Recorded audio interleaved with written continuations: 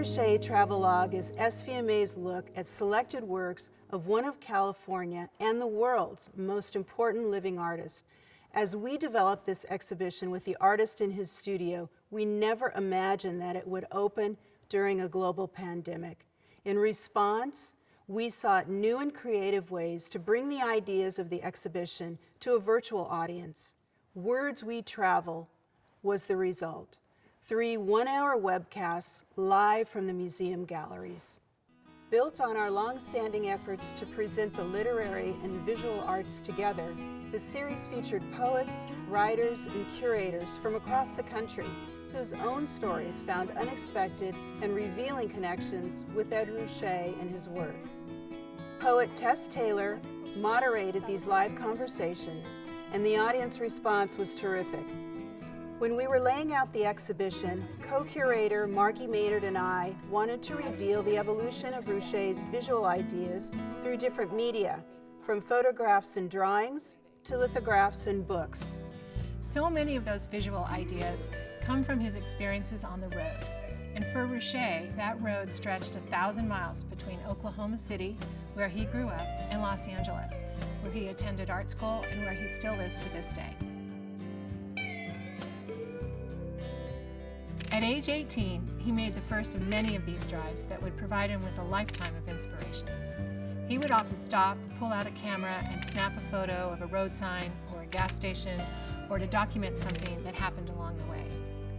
On one of his drives in 1962, he made this set of photographs, and one result was a cache of images that he made into his first book, titled 26 Gasoline Stations.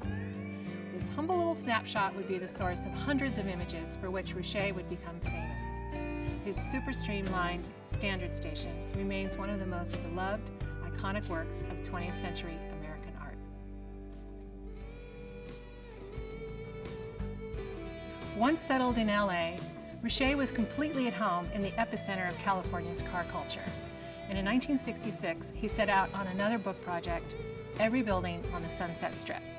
With the help of his brother Paul and a Datsun pickup truck, he really did photograph every building up one side of the strip and down the other. When it was finished, the open book looked a lot like an empty street, its accordion folds stretching out for 27 feet. Long before Google Street View, LA had Ed Ruscha.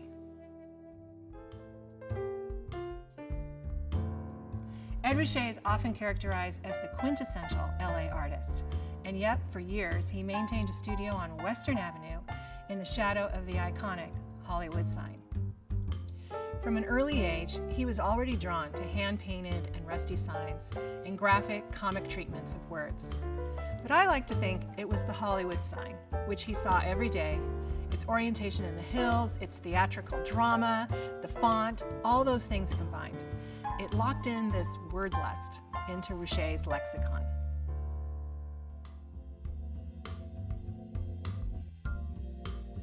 And then we get the word pictures, where he takes the Hollywood sign motif and just dials it up to 10. The hills are now snow-capped mountains, the sky is a full-color spectrum, and the white letters in the familiar font add up to some kind of sham hipster lingo. Ed said once, "A lot of my paintings are anonymous backdrops for the drama of words."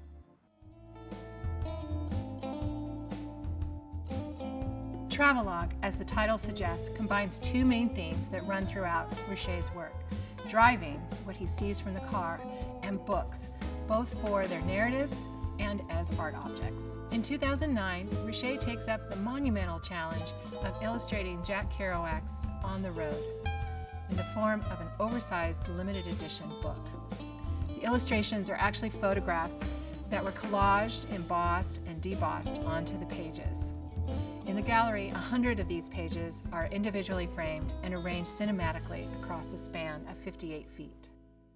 With Ruscha's collaboration with Jack Kerouac, Travelogue ends almost exactly where it began, revisiting the story of an 18-year-old Ed Ruscha heading west across the U.S. On the Road was still a year from being published, but it's fair to say that Ed and Jack were on parallel journeys, kicking up the same dust, and lucky for us, Ed is still driving on.